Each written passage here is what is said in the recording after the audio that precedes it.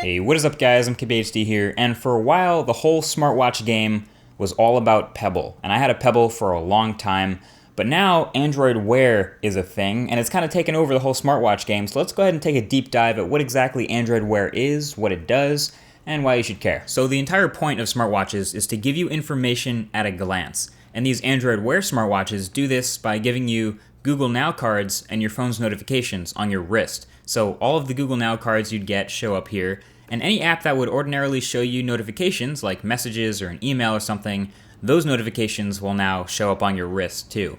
And the way you navigate through all these is with swipes. It's all laid out in a cards UI, and basically any notification that was expandable, where you can tap on it or expand to get more info on your phone, you can now tap and expand to get more info on your watch too. Sometimes that gets you more information out of like a Google Now weather card.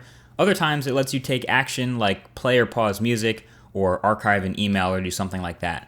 And your watch is connected to your phone through Bluetooth, so they talk to each other seamlessly and really fast. So when you dismiss a notification on your watch, for example, it also gets dismissed from your phone pretty quickly, and vice versa.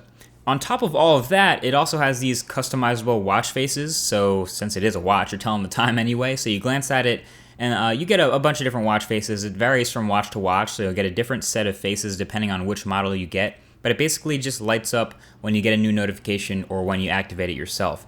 And then just for a little extra on top, it is its own full-fledged operating system, so they also have some standalone features too, most of which can be voice activated because it does have a microphone in it. So the first thing it'll do, since it'll talk to Google Keep on your phone, is it'll take a note. So if you say take a note, then it'll write down whatever you say in Google Keep. Next you have reminders, so it'll set an alarm to remind you to do something at a time or location. It also has a pedometer, which I'll talk about later in a second, but you can show your own steps. Then you can send a text or an email to anyone in your contacts list, again, just by dictating it. And you also have your agenda for your day in Google Calendar, and you can navigate to a nearby place or location by telling it to. You can set a timer or start a stopwatch for a certain amount of time, and the alarm will go off on the phone, and it'll also vibrate when it's done. You can set an alarm or show all the alarms you have, and again, those will also vibrate on the watch. And then you have your settings, and then you can also start a third-party app. So there are a couple of third-party apps that are built in, so you can just say start Tinder, and then you can just start using Tinder on your phone. And there are a couple of third-party apps that are available in the Play Store right now that are compatible with Android Wear. They will talk to your watch, and again, you can literally start and open them up right on your watch and use them without even having your phone out of your pocket. Now, even though it may seem awkward and geeky to tap your watch and then start talking to it, because it is, it actually works pretty well for the most part, and I got used to swiping motions pretty fast. It also has a quick swipe down gesture from the top, so if you're driving or something and you don't want it to be distracting, you can silence all the notifications until you unmute it. And in my daily life, I think it's really nice to not constantly be checking your phone in and out of your pocket to get notifications. I actually loved having the Pebble for that. But I also used some of the watch's standalone features like I talked about. For example, the timer.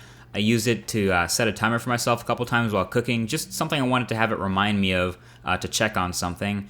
It works well, also just has a subtle vibration on your wrist when it's done. It's not like jarring or anything.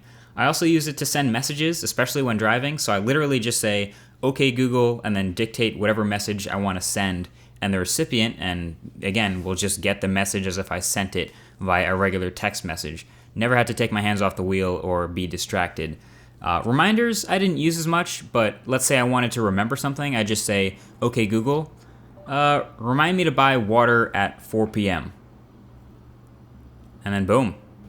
Now we should note this is the first version of Android Wear, so I see a lot of room for improvement, a lot of places where it can get better, and I don't even really think the average person is gonna like this stuff yet. But for a real geek, like a tech head like me, this stuff is awesome. I get a ton of use out of it, the Google Now cards especially. I had a Google Now card with my boarding pass a couple of weeks ago to get on a flight, and I literally scanned my watch to get on the plane instead of a physical boarding pass. That kind of stuff blows people's minds sometimes, and right now it's still in that stage where it's a bit of a geek toy instead of a mainstream gadget.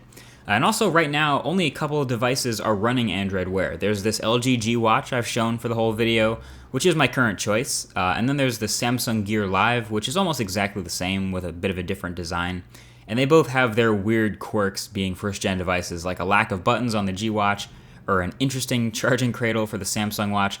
The circular and badass Moto 360, that is coming later this summer, and I definitely think that's going to be the one to get your hands on if you're a regular person and you just want to get into Android Wear for the first time. And I could also see Google Glass running Android Wear eventually too.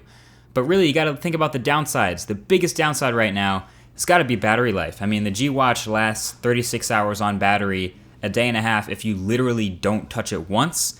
But with regular use, you're using it a lot, you're checking it, it's dead by the end of the day, and you have to charge it every night. Which isn't a big deal since it doesn't die in the middle of the day, but it's still a bit annoying that it only lasts one day on battery. And then the fact that it's so new, we have to wait for some more dedicated watch apps to hit the Play Store.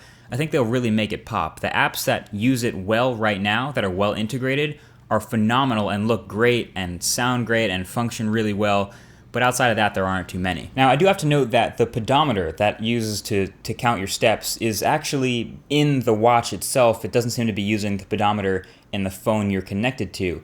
And because of that, you tend to take a lot of steps by accident just by moving your wrist, and it just counts because it thinks you took a step. So if I was reaching my daily goal of 10,000 steps per day, it was because I took 900 while eating breakfast or while throwing or while brushing my teeth or whatever. It was just counting steps all the time when I wasn't actually walking, writing an essay, taking notes in class.